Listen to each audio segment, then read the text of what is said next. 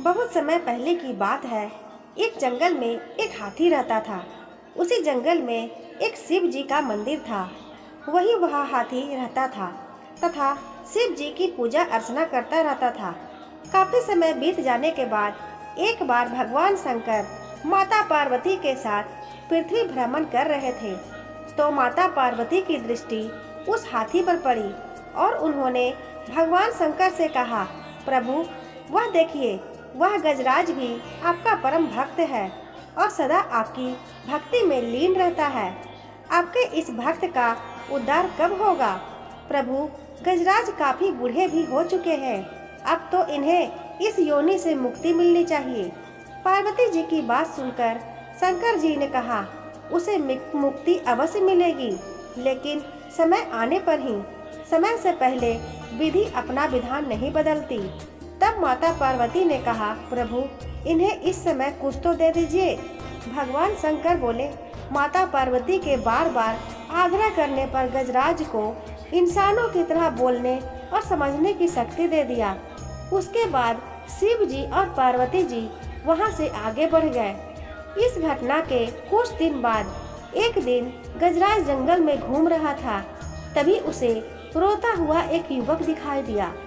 उसे रोता देख गजराज उसका कारण जानने के लिए जब उस युवक की ओर बढ़ा, इधर हाथी को अपनी ओर आता देख वह युवक भयभीत हो गया और डर कर वहां से भागने लगा। उसे भागते देख गजराज तुरंत रुक गया और वहीं से बोला, अरे भले मानस, रुक जाओ, तुम्हें मुझसे डरने की कोई जरूरत नहीं है। बोलता हुआ हाथी को देखकर वह युवक कुछ सोचकर रुक गया। तभी गजराज ने कहा, अरे घबराओ नहीं, तुम्हें रोता देख तुम्हारी मदद के लिए तुम्हारे पास आया हूँ। बताओ, मुझे तुम क्यों रो रहे थे? कुछ सोचकर युवक ने कहा, मैं एक लकड़हारा हूँ, जंगल पार करके गांव में रहता हूँ। मैं रोज इसी जंगल में लकड़ियाँ काटने आता हूँ, किंतु आज जब मुझे नजदीक सूखी लकड़ियाँ नहीं मिली तो मैं दूर जंगल में निकल आया और रास्ता भटक गया। सांझ होने को है और मुझे सही मार्ग सुझाई नहीं दे रहा है। घर पर मेरे बीवी बच्चे मेरी राह देख रहे होंगे। कहकर लकड़हारा पुनः फूट फूट कर रोने लगा। गजराज लकड़हारे को चुप कराता हुआ बोला, बस इतनी सी बात के लिए रो रहे हो? भले मानस, मैं तुम्हारी मदद करूंगा। मैं इस जंगल का एक एक मार्ग जानता हूँ, इसलिए अब तुम्हें घबराने की जरूरत नहीं है। तुम मेरी पीठ पर सवार हो जाओ, मैं तुम्हें जंगल से बाहर निकाल दूंगा। उसके बाद गजराज उसे पीठ पर बिठाकर लकड़हारे को जंगल के पार उसके गांव के किनारे ले आया। फिर दोनों एक दूसरे से विदा होकर अपनी अपनी राह को चल लिए। घर पहुंचकर लकड़हारे ने सारी बात अपनी पत्नी को कह सुनाई। कुछ दिन बीतने के बाद एक दिन लकड़हारे की पत्नी ने लकड़हारे से अपने लिए एक नथनी लेने को कहा। लकड़हारा नथनी लेने शहर गहनों की एक दुकान पर पहुंचा और नथनी लेने लगा। मानव स्वभाव के कारण वह अन्य भी आभूषणों के दाम पूछने लगा। अंत में उसकी नज़र हाथी दांत के कंगन पर पड़ी तो उसने सुनार से पूछा, क्यों भाई, वह कंगन कितने का है? सुनार ने कहा, पूरे 10 रुपये की है। तब लकड़हारे ने आश्चर्य से कहा, यह सोने की बनी इन आभूषणों से भी महंगी क्यों है? तब सुनार ने कहा, अरे भाई, इतना आंखें क्यों फाड़ रहे हो? क्या तुम्हें मालूम नहीं है कि हाथी के दांत अत्यंत दुर्लभ होते हैं? इस कारण हमारे देश में इसकी कीमत सोने चांदी से भी महंगी है। तब लकड़हारे ने एक आने में नथनी खरीदी। उसके बाद और खाने पीने की वस्तुएं खरीदकर वापस घर चला आया। घर पहुंचकर उसने नथनी अपनी पत्नी को दे दी और उसे सारी बात बताई।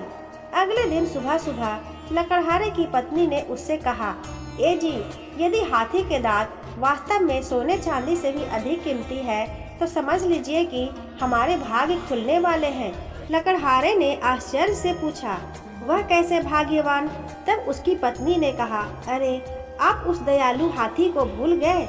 यदि किसी तरह हमें उसके दांत प्राप्त हो जाए तो हम एक ही दिन में माला माल हो जाएंगे। तब लकड़हारे ने कहा, ठीक कहती हो भाग्यवान, मैं आज ही उसके पास जाऊंगा। उसके बड़े लंबे लंबे और मोटे मोटे दांत हैं। मैं उससे अपना दुखड़ा सुनाकर उससे उसका आधा दांत मांग लूंगा। मुझे विश्वास है वह इनकार नहीं करेगा। कहकर लकड़हारा आरी और कुल्हाड़ी लेकर हाथी से मिलने जंगल की ओर चल पड़ गया। कुछ देर बाद जब लकड़हारा गजराज के पास पहुंचा, तब गजराज बहुत ही खुश हुआ और उसका खूब आवभगत किया। कुछ देर बाद लकड़हारे ने अपना उदास चेहरा बना लिया, जिसे देखकर गजराज ने पूछा, क्या बात है मित्र, तुम इतना उदास क्यों लग रहे हो? तब लकड़हारा और उदास हो गया और कोई उत्तर नहीं दिया। तब गजराज को और चिंता होने लगी और वह बार बार लकड़हारे से उसकी उदासी का कारण पूछने लगा। गजराज के बार बार आग्रह पर लकड़हारे ने कहा, ओह, तुम नहीं मानते मित्र तो सुनो, मैं एक बहुत ही गरीब आदमी हूँ। पिछले 3 दिन से मैं और मेरे परिवार ने कुछ नहीं खाया है और ना ही घर में अन्न का एक दाना है। मित्र, तुम्हारे दांत बहुत ही कीमती हैं। यदि तुम उसमें से आधे मुझे दे दो तो मेरा परिवार खुशहाल हो जाएगा। सुनकर गजराज ने तुरंत कहा, बस इतनी सी बात के लिए तुम इतना झिझक रहे थे? अरे भाई, मुझे तो तुम्हारी सहायता करके प्रसन्नता होगी। यह ठीक है कि दांतों के काटने से मुझे थोड़ा सा कष्ट पहुंचेगा, किंतु उस कष्ट से तुम्हारे घर के सारे कष्ट दूर होते हैं, तो मैं उस कष्ट को उठाने को तैयार हूँ। उसके बाद लकड़हारे ने आरी से गजराज के दोनों दांत आधे आधे काट लिए और खुशी खुशी सुनार की दुकान पर उन्हें बेचने चला गया। सुनार दांतों को देखकर अत्यंत प्रसन्न हुआ और उसने लकड़हारे को 15,000 देकर दांतों को खरीद लिया। जब लकड़हारे ने अपनी पत्नी को सारी बात बताई और उसे 15,000 रुपये दिखाए, तो वह मारे प्रसन्नता के पागल होकर नाचने लगी। इसके बाद अगले ही दिन से वो घर की कायाकल्प करने में जुट गए। कहते हैं ना कि बिना मेहनत किए पैसा मिलने से इंसान की बुद्धि भ्रष्ट हो जाती है और वह पैसे की कोई कीमत नहीं समझता। ऐसा ही लकड़हारे और उसकी पत्नी के साथ भी हुआ। वे दोनों हाथों से धन बर्बाद करने लगे। उधर उसकी पत्नी अपने कपड़ों, आभूषणों इत्यादि पर फिजूल खर्ची करती। इधर लकड़हारा आस पड़ोस में जाकर जुआ खेलता और शराब पीता और कुछ समय के पश्चात उस फिजूल खर्ची और बुरे आदतों का परिणाम उनके सामने आ गया। उनके घर खाने का एक भी अनाज नहीं बचा। फिर वह उसकी पूर्ति खरीदे गए गहने, आभूषणों व घर के बर्तनों, सामानों से करने लगे। एक समय के पश्चात जब वह भी खत्म हो, तो लकड़हारे की पत्नी ने लकड़हारे से कहा, ए जी, मेरे दिमाग में एक उपाय आया है। क्यों ना तुम एक बार फिर उसी हाथी के पास जाकर मदद मांगो। हो सकता है वह तुम पर रहम खाकर अपने बाकी के दांत भी तुम्हें दे दे। लकड़हारा को यह बात अच्छी लगी और वह उसी समय अपनी आरी लेकर जंगल की ओर हाथी के पास पहुंच गया। दुआ सलाम करने के पश्चात उसने हाथी से दुखी स्वर में बोला, मित्र, इस समय मुझ पर घोर विपदा आ पड़ी है। घर में खाने को कुछ नहीं है, बीवी बच्चे सब बीमार पड़े हैं। मैं बड़ी आस लेकर तुम्हारे पास आया हूँ। यदि तुमने मेरी मदद नहीं की तो मैं यहीं आत्मदाह कर लूँगा। तब गजराज ने सहानुभूति दिखाते हुए बोला, ऐसा नहीं कहते मित्र। यदि तुम्हें धन की आवश्यकता है तो तुम मेरे बाकी के बचे हुए दांत भी ले जाओ, लेकिन हाँ, पहले जो तुम मेरे आधे दांत ले गए थे उससे मिले धन का क्या किया? इस पर लकड़हारे ने एक झूठी कहानी सुनाते हुए कहा, अब तुम्हें क्या बताऊं मित्र, तुम्हारे दांतों के बेचने से जो धन मिला था, उस धन में से आधा तो मैंने अपने कर्जदारों का कर्जा चुका दिया। थोड़े पैसों से मैंने अपनी जमीन खरीदी और उसमें खेती करने लगा, लेकिन अभी फसल उग भी नहीं पाया कि घर टूट गया। बस बाकी का पैसा घर ठीक करने में खर्च हो गया। गजराज वास्तव में बहुत भोला था। लकड़हारे की झूठी बात को सच मान लिया और उसे अपना बाकी के बचे दांत को देने के लिए स्वीकार कर लिया। लकड़हारे ने तुरंत ही हाथी के दांतों के ऊपर चढ़ी खाल को काटकर उसके दांत जड़ से काट लिया। दांत काटने के पश्चात लकड़हारा गजराज का आभार प्रकट कर वहां से सीधा शहर पहुंचा और उसी सुनार को वह दांत भी बेच दिए। पैसे लेने के बाद जब लकड़हारा जाने लगा तब सुनार ने उससे कहा, सुनो भाई, क्या तुम हाथी के खाल भी ला सकते हो? मैं तुम्हें उस खाल के पूरे 1 लाख रुपये दे सकता हूँ। लकड़हारे ने आश्चर्य से कहा, क्या कहा, 1 लाख रुपये? तब सुनार ने कहा, हाँ भाई, मुझे हाथी के खाल से महाराज के लिए एक विशेष रजाई बनानी है। यदि तुम मुझे 2-4 दिन में ही किसी विशाल हाथी के खाल लाकर दे दो तो मैं तुम्हें 1 लाख रुपये से कुछ ज़्यादा भी दे सकता हूँ। तब लकड़हारे ने कुछ सोचकर कहा, वायदा तो नहीं करता हूँ पर कोशिश करूँगा। इतना कहकर लकड़हारा घर चला आया। घर पहुंचकर सारी बात पत्नी को बताई। उसकी पत्नी ने उससे कहा, क्यों ना तुम गजराज से ही उसकी खाल मांग लो। इस पर लकड़हारे ने कहा, पागल हो, भला गजराज अपनी जान देकर हमें खाल क्यों देने लगा? तब उसकी पत्नी ने कहा, अजी, वह मूर्ख भी है और दयालु भी, वह जरूर आपको अपनी खाल दे देगा, आप कोशिश तो करो। मगर लकड़हारे के ना मानने पर उसकी पत्नी ने फिर कहा, सुनो जी, मैं भी तुम्हारे साथ उस हाथी के पास चलूंगी, फिर देखना मैं मगरमच्छी आंसू बहाकर कैसे उसे अपने प्राण देने पर विवश करती हूँ। अगले दिन दोनों जंगल में गजराज के पास पहुँचे और खूब जोर जोर से रोने लगे। गजराज कुछ समझ ही नहीं पा रहा था। काफ़ी देर बाद उन्होंने रोना बंद किया। तब लकड़हारे की पत्नी ने गजराज से कहा, गजराज भैया, आपने कल जो इन्हें अपने दांत दिए थे उन्हें शहर जाते समय कुछ लुटेरों ने लूट लिया और हमारे घर की स्थिति ज्यों की त्यों ही बनी हुई है। ये तो आपके पास संकोच के मारे नहीं आ रहे थे, इसलिए आपको सब कुछ बताने के लिए इनके साथ मुझ बीमार को ही आना पड़ा। इतना सुनकर गजराज बोला, यह तो तुम्हारे साथ बहुत ही बुरा हुआ भाभी, लेकिन अब तो मेरे पास दांत भी नहीं बचे हैं जिन्हें देकर तुम्हारी मदद कर पाता। फिर भी यदि को मेरा कोई अंग लेकर तुम्हें धन प्राप्त होता है तो वह अंग मैं तुम्हें खुशी खुशी दे सकता हूँ, तुम बोलो तो सही। तब लकड़हारे की पत्नी ने हकलाते हुए गजराज से कहा, गजराज भैया, वह एक सेठ। कहकर लकड़हारे की पत्नी एकदम से चुप हो गई। तब गजराज ने कहा, तुम्हें जो कहना है निसंकोच कहो भाभी, तुम दोनों की खुशी के लिए मैं अपने प्राण भी दे सकता हूँ।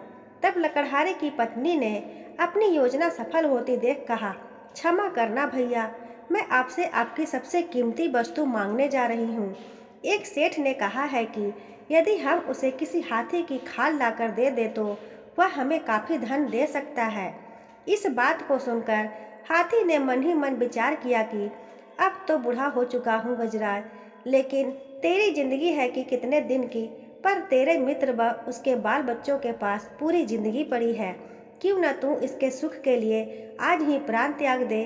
यदि तू आज मरा तो इनकी जिंदगी संवर जाएगी और इस नेक काम के लिए तुझे पुण्य भी मिलेगा।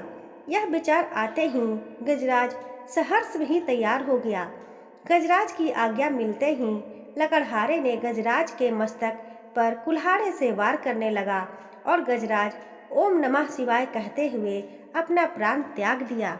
परंतु जैसे ही गजराज के प्राण छूटे वैसे ही कैलाश पर्वत पर अपने स्वामी के साथ बैठी माता पार्वती इस हृदय विदारक दृश्य को देखकर चित्कार कर उठी। उनकी चित्कार सुनकर ध्यानमग्न बैठे भोले बाबा की तंद्रा भंग हो गई। माता पार्वती की आंखों से आंसू देख भगवान शिव ने पूछा, क्या बात है देवी, तुम्हारी आंखों में आंसू, ऐसा क्या कष्ट पहुंचा है तुम्हें? तब माता पार्वती ने कहा, आप यहाँ ध्यान लगाए बैठे हैं प्रभु, और वहाँ पृथ्वी पर उपकार करते करते आपके एक भक्त की जान चली गई। वह देखिए, उन दोनों नीच पति पत्नी ने अपने स्वार्थ पूर्ति के लिए आपके परम भक्त गजराज के प्राण ले लिए। सब कुछ जान सुनकर भगवान शंकर क्रोध से भर उठे। अगले ही पल वे क्रोध से तांडव नृत्य करने लगे। नृत्य करते करते उनकी तीसरी आँख खुल गई और उनमें से एक ज्वाला निकली और उस ज्वाला से जंगल में उस स्थान के पेड़ों में आग लग गई जहाँ लकड़हारा और उसकी पत्नी हाथी के खाल निकालने में मग्न थे।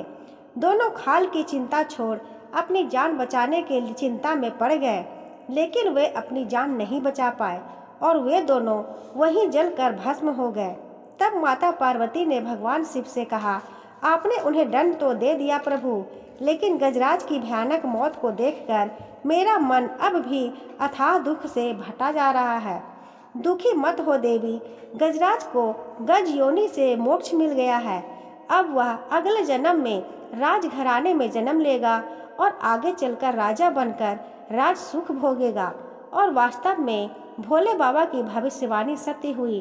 गजराज ने उसी देश के राजघराने में जन्म लिया और आगे चलकर एक प्रतापी और शक्तिशाली राजा बनकर वर्षों तक राज सुख भोगता रहा, जबकि स्वार्थी और नीच लकड़हारे और उसकी पत्नी को उनका पाप सुअर की योनि में ले गया और वे जीवन भर गंदगी खाकर जीते रहे। दोस्तों, आशा करती हूँ आपको ये कहानी अच्छी लगी होगी। कहानी अच्छी लगी हो तो वीडियो को लाइक, शेयर एंड सब्सक्राइब करना ना भूलें। नोटिफिकेशन बेल को प्रेस करें ताकि जब भी मैं कहानी अपलोड करूं उसकी अपडेट आपको सबसे पहले मिल सके। मिलती हूँ एक और नई कहानी के साथ। धन्यवाद।